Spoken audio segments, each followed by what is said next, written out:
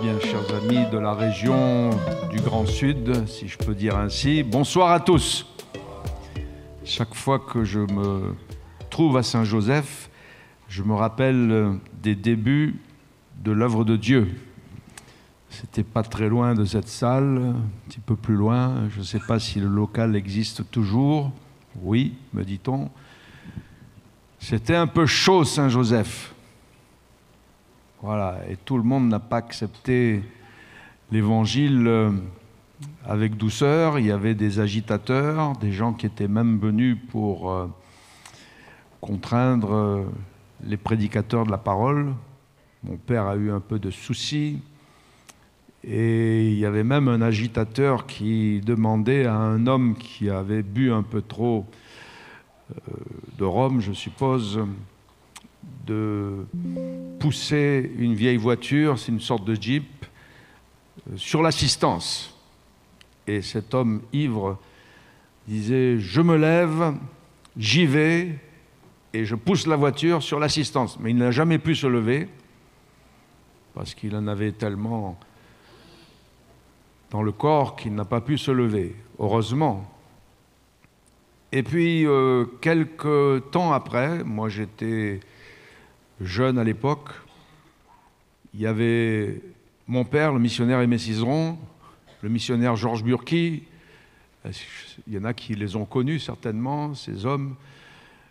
Et nous étions à l'aéroport, et voici que, alors que nous marchions à 3 ou 4, mon père et Georges Burki étaient de corpulence assez imposante.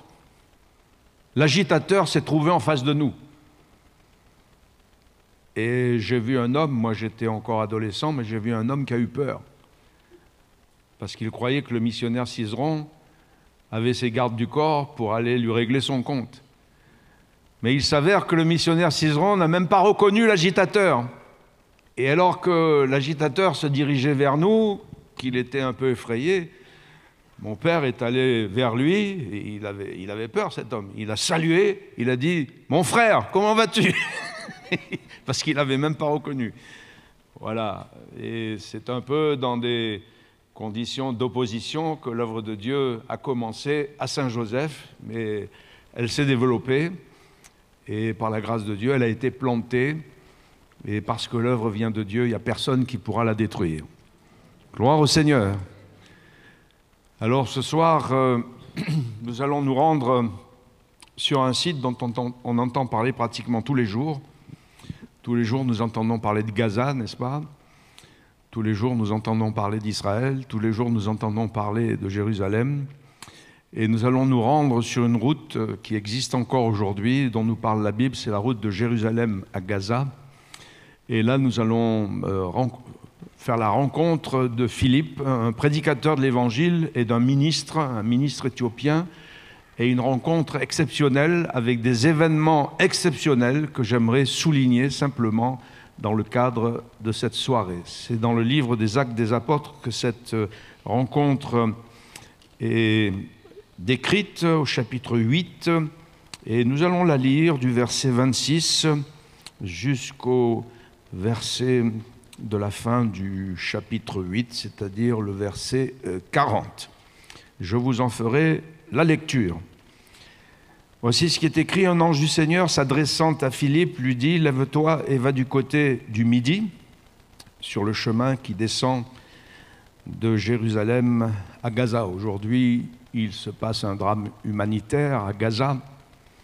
Le problème, c'est qu'il y a des chrétiens de nos assemblées à Gaza, il y a des chrétiens de nos assemblées à Jérusalem, il y a des chrétiens de nos assemblées en Israël, il y a des chrétiens de nos assemblées en Ukraine, il y a des chrétiens de nos assemblées en Russie, et la guerre n'est bonne pour personne. Prions pour ces peuples, pour que Dieu puisse ramener la paix. On est donc sur le chemin qui descend de Jérusalem à Gaza, au verset 26, celui qui est désert. Philippe, donc, il se leva et partit, et voici un Éthiopien, un eunuque ministre de Candace, reine d'Éthiopie, surintendant de tous ses trésors, venu à Jérusalem pour adorer, s'en retournait assis sur son char, et il lisait le prophète Ésaïe. L'Esprit dit à Philippe, avance et approche-toi de ce char. » Philippe accourut et entendit l'Éthiopien qui lisait le prophète Ésaïe. Il lui dit « Comprends-tu ce que tu lis ?» Il répondit « Comment le pourrais-je si quelqu'un ne me guide ?» Il invita Philippe à monter et à s'asseoir avec lui. Le passage de l'Écriture qu'il lisait était celui-ci. « Il a été mené comme une brebis à la boucherie et comme un agneau muet devant celui qui le tond, il n'a point ouvert la bouche. Et dans son humiliation, son jugement a été levé et sa postérité qui la dépeindra, car sa vie a été retranchée de la terre. » L'eunuque dit à Philippe, « Je te prie, de qui le prophète parle-t-il ainsi? Est-ce de lui-même ou de quelqu'un d'autre ?» Alors Philippe, ouvrant la bouche et commençant par ce passage, lui annonça la bonne nouvelle de Jésus. Comme ils continuaient leur chemin, ils rencontrèrent de l'eau, et l'eunuque dit, « Voici de l'eau, qu'est-ce qui empêche que je ne sois baptisé ?» Philippe dit, « Si tu crois, de tout ton cœur, cela est possible. » L'eunuque répondit, « Je crois que Jésus-Christ est le Fils de Dieu. » Il fit arrêter le char, Philippe et l'eunuque descendirent tous deux dans l'eau, et Philippe baptisa l'eunuque. Quand ils furent sortis de l'eau, l'Esprit du Seigneur enleva Philippe, et l'eunuque ne le vit plus. Tandis que, joyeux, il poursuivait sa route, Philippe se retrouva dans Azote, d'où il alla jusqu'à Césarée, en évangélisant toutes les villes par lesquelles il passait. Amen. Simplement, je vais souligner des événements merveilleux que nous découvrons dans cet épisode du livre des Actes des Apôtres. Premièrement, un ange. Vous croyez aux anges? Vous avez déjà vu un ange? La Bible nous dit que ce sont des esprits qui sont là pour servir ceux qui doivent hériter le salut. Le plus souvent, les anges ne se voient pas, mais il arrive qu'ils puissent se manifester matériellement. À l'heure où je vous parle, ce n'est pas seulement moi qui le dis, mais c'est la parole de Dieu qui le dit. Il est écrit que les anges de Dieu désirent plonger leur regard lorsque la parole de Dieu est annoncée, lorsque l'évangile est annoncé avec l'aide du Saint-Esprit. Nous ne les voyons pas, mais je suis persuadé que si Dieu ouvrait nos yeux pour les voir, nous verrions des multitudes d'anges. Les anges sont puissants en gloire, en majesté, et ce sont des serviteurs qui n'agissent que sur les ordres de Dieu. Ils ne font jamais ce qui leur passe par la tête ou ce qu'ils ont envie de faire, mais ils accomplissent les ordres de Dieu. Il est écrit que Dieu fait de ses anges des vents et de ses serviteurs une flamme de feu. Cela signifie que les anges de Dieu servent le Seigneur avec la vitesse du vent, mais aussi avec l'ardeur du feu. Et s'ils peuvent secourir des croyants dans des situations difficiles, ils peuvent aussi parfois adresser à des croyants un message spécial. C'est ce qui sera ici évident. Un ange va s'adresser à ce prédicateur de l'Évangile, Philippe, pour lui adresser un message spécial, pour lui dire d'aller sur le chemin qui descend de Jérusalem à Gaza, celui qui est désert. C'est encourageant de savoir que ceux qui sont avec nous, les anges, sont en plus grand nombre que ceux qui sont contre nous. Et ils sont là pour protéger, ils sont là pour aider et parfois aussi exercer les jugements de Dieu. Dans une épreuve extrêmement difficile, où nous pensions, ma femme et moi, perdre notre fille aînée qui s'appelle Evie, celle-ci avait eu un accouchement très difficile. Suite à l'accouchement, un syndrome mortel qu'on appelle le syndrome de HELP. Lorsque les femmes font ce syndrome, les organes vitaux peuvent éclater, comme le cerveau, comme le foie, comme les reins, etc. Notre fille était en détresse suite à cet accouchement le lendemain. Et alors qu'elle se voyait partir, d'ailleurs elle s'est vue partir, et elle a entendu la voix du Seigneur lui dire « Retourne !» Elle est revenue. Et dans cette chambre d'hôpital, nous avons vu un homme rentrer. C'était un homme qui avait une grande dignité, qui était grand, qui était bien mis, fort. Il nous a fait un geste de la main, pensions que c'était un médecin, l'air de dire partez, sortez. Et puis il a pris le lit, comme si on conduisait une voiture de course, une Formule 1, c'est l'impression que nous avons eue. Et puis il a pris ce lit dans les couloirs de l'hôpital et il l'a dirigé en urgence gynécologique, où notre fille a pu avoir des soins extrêmement spécialisés et adaptés qu'elle n'avait pas dans la chambre où elle était.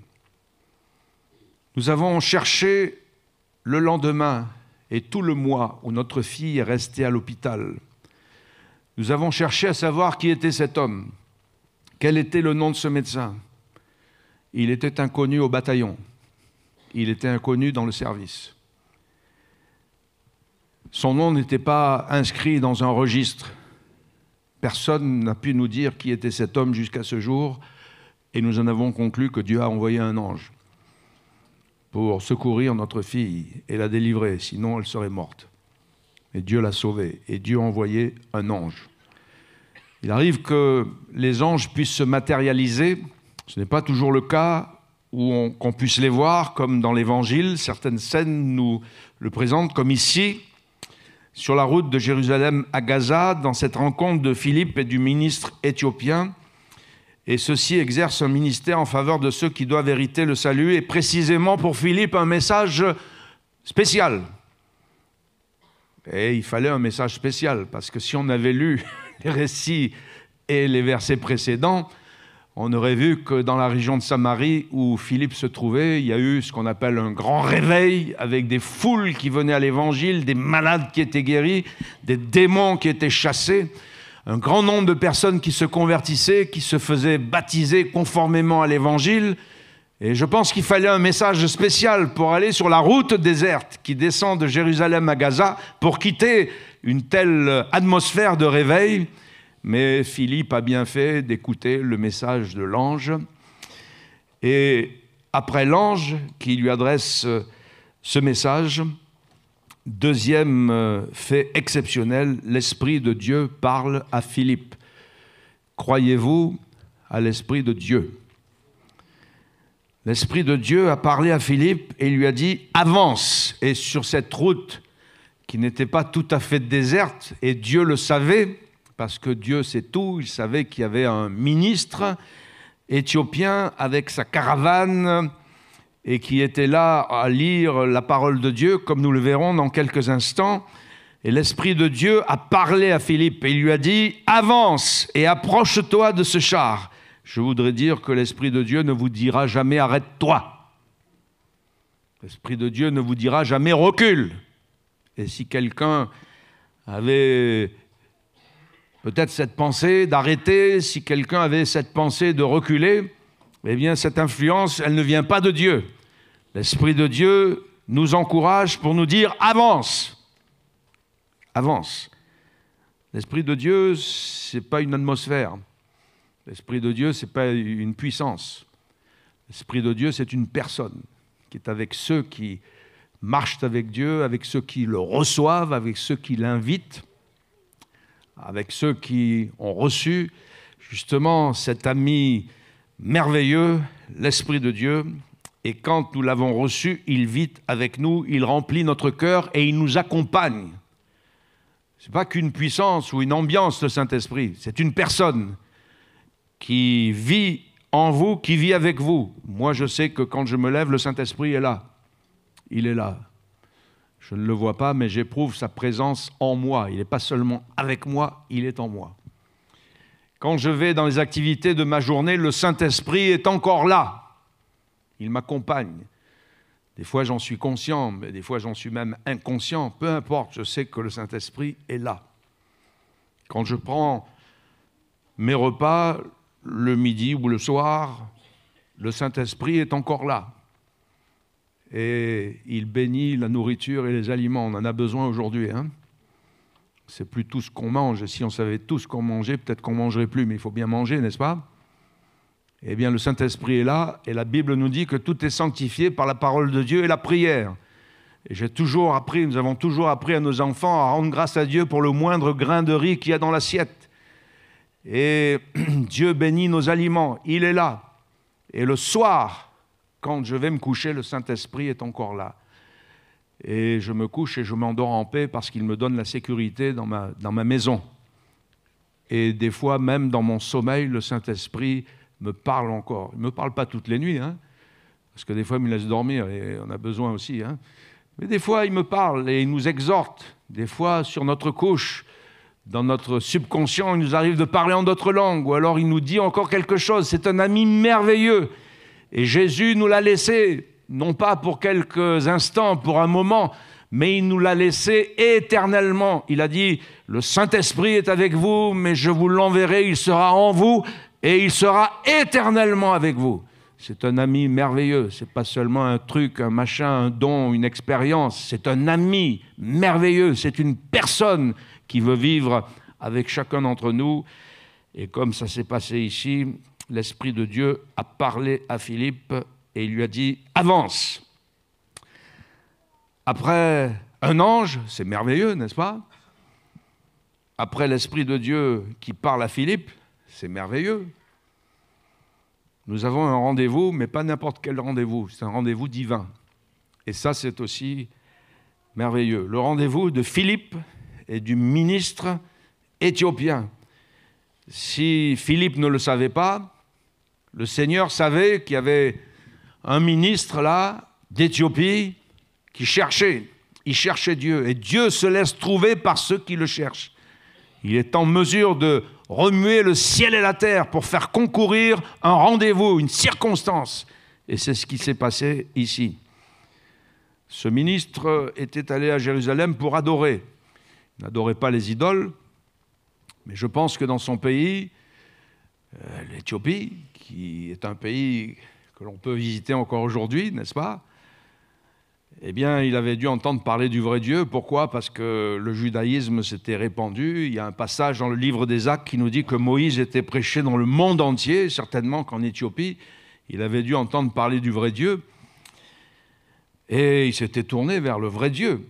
Et il était allé à Jérusalem pour faire un pèlerinage. Il y avait des milliers de pèlerins à Jérusalem dans les fêtes, par exemple la fête de la Pentecôte, la fête des cabanes, donc les Juifs appellent le Sukkot, qui rappelait l'itinérance du peuple d'Israël dans le désert, la fête de Pâques, etc. Ça a amené toujours des pèlerins venus des quatre coins de la planète et surtout du bassin méditerranéen. Lui était venu de l'Éthiopie pour adorer.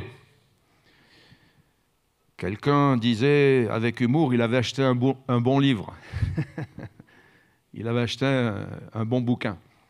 C'était le livre du prophète Ésaïe, mais aujourd'hui nous avons la forme moderne du livre. À l'époque, c'était une forme en rouleau.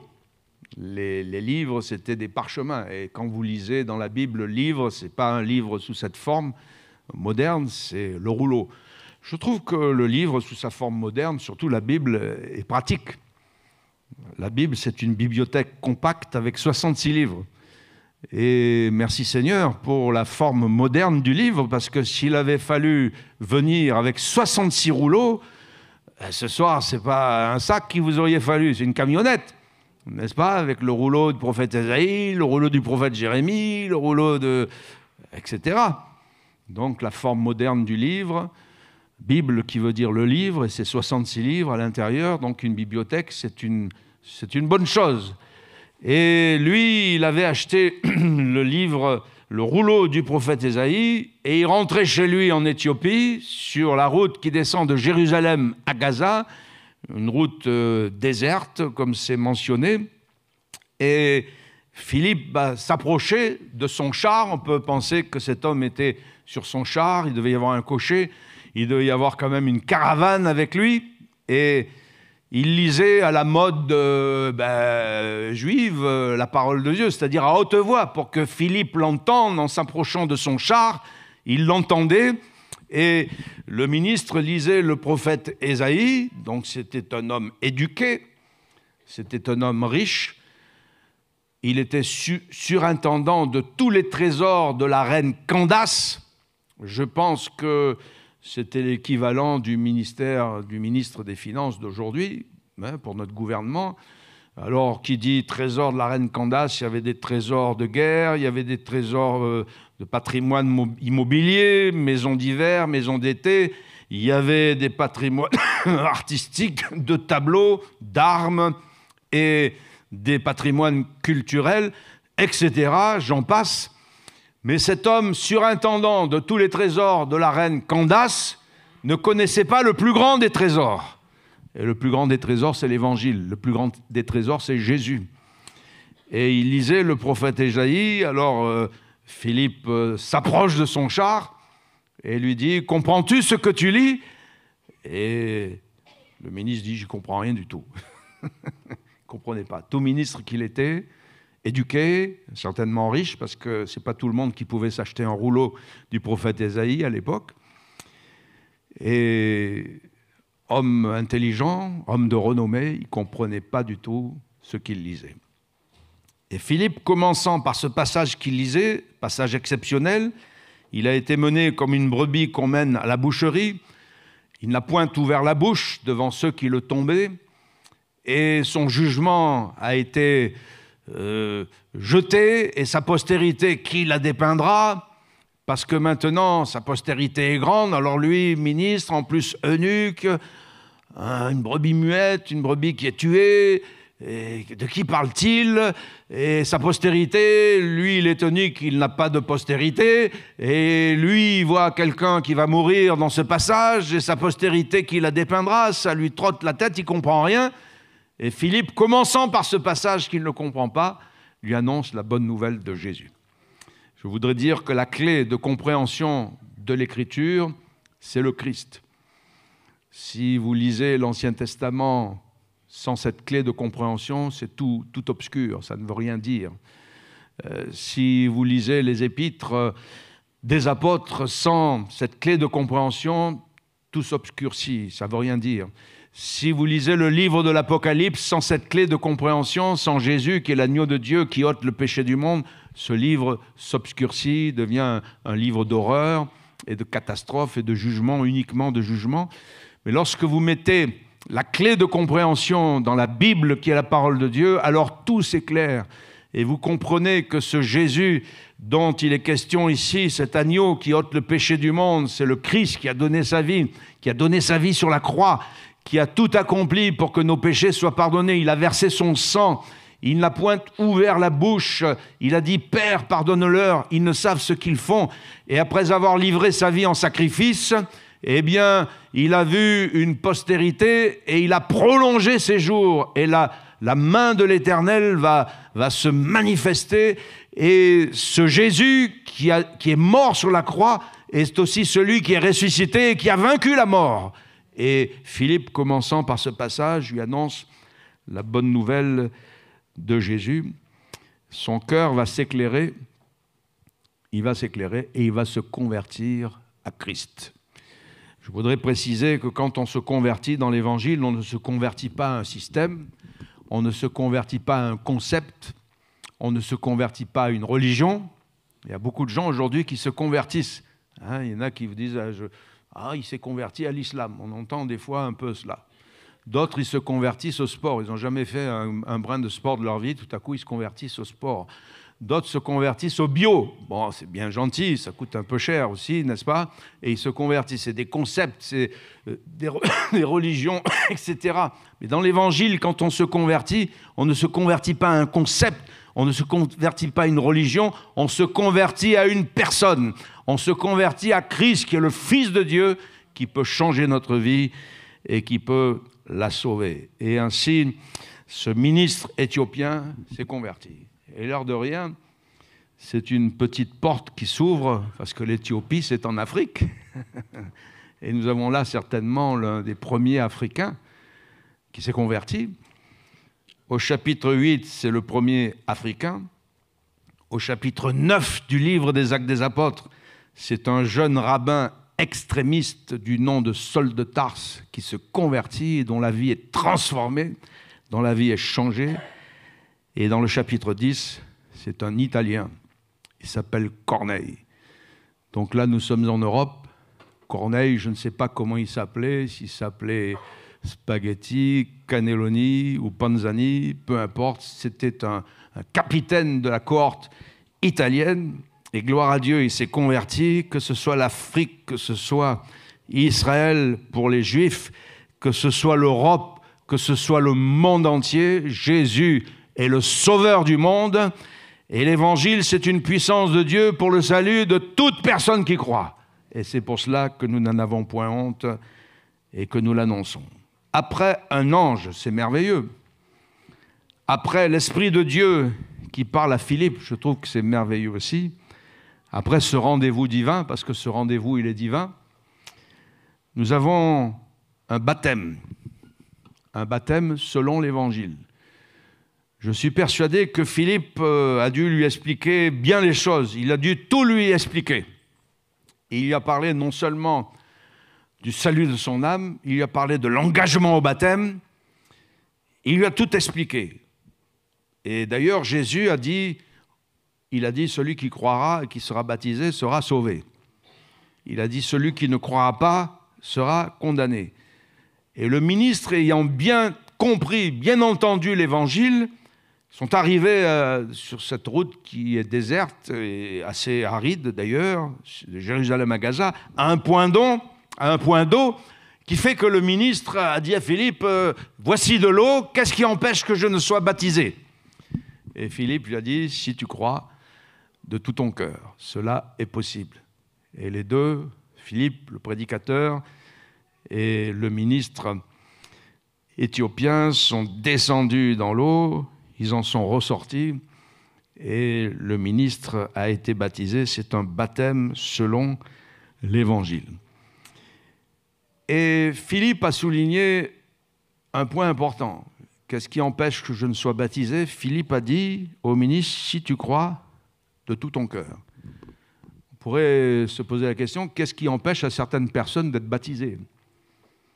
Peut-être ce soir, quelqu'un a besoin d'entendre cette question. Qu'est-ce qui empêche que tu ne sois baptisé? Certains, ce qui les empêche d'être baptisés, selon l'Évangile, c'est qu'ils croient avoir été baptisés, déjà. Un jour, j'étais dans une réunion, il y avait un brave qui venait depuis quelque temps écouter l'Évangile. C'était un professeur de yoga et sa spécialité, c'était de faire rire les gens. Et un jour, il m'a même dit, gentiment, ça serait bien qu'on organise un stage pour les gens de votre assemblée. Comme ça, on pourrait leur faire un petit peu de yoga et on leur apprendrait à rire. Comme ça va les détendre, ça va leur faire du bien.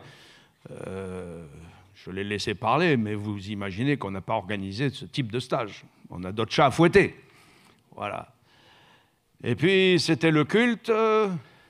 Cet homme s'est levé à sa place pendant que c'était le temps de la Sainte Seine, du repas du Seigneur, sous la forme du pain, sous la forme de la coupe. Et je l'ai vu se lever et vouloir participer au repas du Seigneur. Je vous dis franchement, n'allez pas me faire pendre avec ça, ça aurait été un SDF ou quelqu'un qui ne connaît rien, j'aurais rien dit.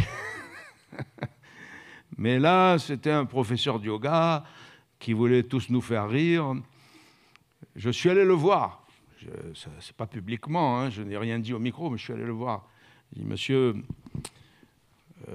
est-ce que vous avez été baptisé? Parce que la Sainte Seine est réservée à ceux qui sont baptisés conformément à l'Évangile, selon l'Évangile, au nom de Jésus, mais conformément à son enseignement, au nom du Père, au nom du Fils et du Saint-Esprit. Il m'a dit, j'ai déjà été baptisé. Alors j'ai dit, quand? Ah ben, je ne me rappelle plus. Et qui vous a baptisé? Ben, je ne sais pas. Et je pense qu'il pensait à un baptême d'enfant. Et certains, ce qui les empêche de se faire baptiser, c'est qu'ils pensent déjà avoir été baptisés. Mais un baptême d'enfant, ce n'est pas un baptême selon l'Évangile. C'est une infusion ou c'est une aspersion, mais ce n'est pas un baptême. Parce qu'un baptême, c'est être plongé dans l'eau. Et là, ils ont été plongés, le ministre a été plongé dans l'eau. Un baptême par aspersion, ce n'est pas un baptême, c'est une aspersion. Et baptême et aspersion, ça ne colle pas avec. Donc, pour être baptisé, le mot baptême veut dire immerger, plonger dans l'eau. Voilà. Et d'autres, ce qui les empêche d'être baptisés, c'est qu'ils ne le croient pas de tout leur cœur. Qu'est-ce qui empêche que je ne sois baptisé? Philippe a dit au ministre, si tu crois de tout ton cœur. Et pour le ministre, il n'y avait pas d'obstacle parce qu'il croyait de tout son cœur. Mais quelques-uns ne se font pas baptiser parce qu'ils ne croient pas de tout leur cœur. Ils croient intellectuellement. Ils disent c'est pas mal, la mission est pas mal, la parole de Dieu est pas mal, les pasteurs ils prêchent pas mal, etc. Mais jamais ils ne s'engagent. Pourquoi? Parce qu'ils ne croient pas de tout leur cœur. Et le baptême demande une foi totale. Ce n'est pas un rite religieux. Et si on est plongé dans l'eau, c'est parce que cette eau est une image d'ensevelissement dans la mort de Jésus et dans la foi. Et c'est aussi une image de résurrection pour vivre avec Christ une vie nouvelle. Et pour se faire baptiser, il faut croire de tout son cœur. Et si tu crois de tout ton cœur, alors c'est possible. Et parce que le ministre a cru de tout son cœur, il a pu ainsi être baptisé. Je trouve que c'est merveilleux. Un baptême selon l'Évangile, qui est beaucoup de baptêmes. Je vous souhaite beaucoup de baptêmes selon l'Évangile à Saint-Joseph. Et s'il y en a quelques dizaines, il y a quelques centaines, tant mieux. Posez-vous la question, comment vous allez faire s'il y en a quelques dizaines et quelques centaines? Il faudra peut-être donner un coup de main au pasteur, parce que de baptiser, ça fait faire de la musculation. Ou alors il faudra peut-être aller à la plage ou demander à quelques frères ou quelques sœurs de vous aider à baptiser au nom du Père, du Fils et du Saint-Esprit. Peu importe, on trouvera des solutions, pourvu qu'il y ait de l'eau. Et peu importe quelle eau. Il n'y a pas d'eau spéciale pour se faire baptiser. J'ai vu des baptêmes dans des baptistères. J'ose penser qu'il y a un baptistère quelque part ici. Et il suffit de remplir de l'eau et puis d'être plongé. Certains baptêmes se font à la mer. L'eau de mer n'est pas mauvaise non plus. Mais ce n'est pas l'eau qui compte, c'est l'eau. Il faut de l'eau. Nous avons fait des baptêmes dans des rivières, que ce soit aux Comores ou en Afrique. Il y a des baptêmes qui se font des fois dans des rivières, dans des mariveaux, l'eau est un petit peu boueuse, peu importe. Il y a des gens qui veulent absolument aller au Jourdain pour se faire baptiser, comme si l'eau du Jourdain était spéciale, mais il n'y a pas plus pollué que le Jourdain. Hein. Donc, non. Un jour, il y a quelqu'un qui m'a dit « Moi, je voudrais me faire baptiser à la mer. Il faut de l'eau de mer. » J'ai dit « Elle n'avait pas compris. » Parce que ce n'est pas l'eau qui est importante. Ce qui est important, c'est de s'engager avec Jésus et de croire de tout son cœur qu'il est le Fils de Dieu. Et c'est cela, un vrai baptême, c'est cela le baptême selon l'Évangile. Et pour Saint-Joseph, je vous en souhaite beaucoup. Pour le Grand Sud, je vous en souhaite beaucoup. Et qu'il y en ait beaucoup qui se tournent vers Jésus et qui soient baptisés. Après, l'ange, l'Esprit de Dieu qui parle à Philippe, un rendez-vous divin et un baptême selon l'Évangile, il y a un enlèvement. Croyez-vous aux enlèvements? Il y a enlèvement et enlèvement. Ici, nous avons un enlèvement exceptionnel. Philippe est enlevé. C'était une confirmation puissante pour toute la caravane que Philippe était vraiment un représentant de Dieu. Il est enlevé. Et suite à cet enlèvement, il se retrouve dans une ville, c'est presque une ville créole, Azote. Ça sonne créole, hein? Et de Azote, sur la côte méditerranéenne d'Israël, la côte ouest, de ville en ville, de Azote, en passant par Jaffa, Jopé, dans la Bible, aujourd'hui Tel Aviv, à côté, jusqu'à Césarée, ville qui existe encore. Philippe va prêcher l'Évangile dans toutes les villes par lesquelles il passe. Il continue son ministère, il continue son œuvre, mais il a été enlevé. C'est merveilleux. Croyez-vous à l'enlèvement? Non seulement ici, Philippe est enlevé, mais la Bible nous parle d'un autre homme qui a été enlevé, il s'appelait Enoch. Il marchait avec Dieu. Il n'a pas marché 3 jours, ni 3 mois, ni 3 ans, il a marché 300 ans. Puis Dieu l'a enlevé. Dieu l'a enlevé. Il était agréable à Dieu et Dieu l'a enlevé.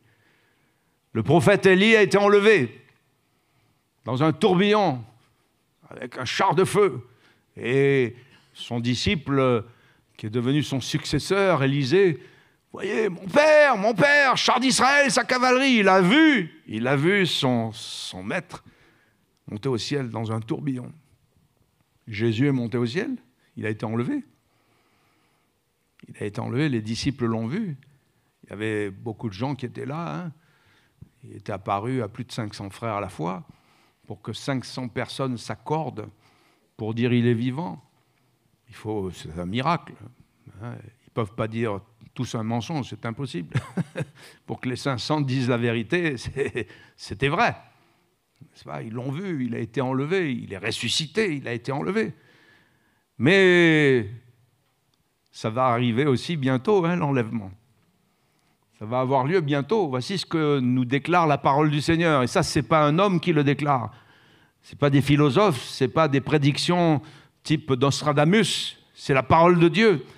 Et la parole de Dieu nous dit la vérité quant à l'avenir, quant à l'éternité. Et la parole de Dieu, voici ce qu'elle nous dit, qu'au signal donné à la voix d'un archange, au son de la trompette de Dieu, d'abord les morts en Christ vont ressusciter. Tous ceux qui sont morts dans le Seigneur, parce qu'il y a plusieurs manières de mourir. Soit on meurt avec Jésus ou on meurt sans Jésus. Et celui qui meurt sans Jésus, il meurt dans la perdition. Hélas, il meurt dans la mort, il meurt dans les ténèbres.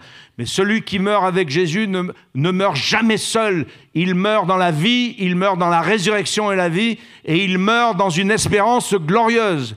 Et la parole de Dieu nous dit que les morts en Christ vont ressusciter. Et nous, les vivants, nous serons changés, nous serons transformés. Et le Seigneur va venir nous enlever. Le mot est un peu faible. C'est comme un rap. Pas un rap la vieille, hein, mais un rap. Les Anglais ont ce mot d'ailleurs, rapture. C'est un kidnapping. Voilà. Le Seigneur va enlever son Église. Et nous irons à la rencontre du Seigneur. Ça va être formidable. Et il faut se préparer à cet enlèvement. C'est ceux qui se sont convertis, c'est ceux qui marchent avec Jésus, c'est ceux qui se sont fait baptiser pour s'engager avec Jésus, pour le suivre, qui seront enlevés, et hélas, les autres resteront. Mais ceux qui sont prêts seront enlevés, et nous irons à la rencontre du Seigneur pour être toujours avec lui. Béni soit son nom. Jésus est allé nous préparer une place, et il a dit, quand je l'aurai fait, je reviendrai et je vous prendrai avec moi.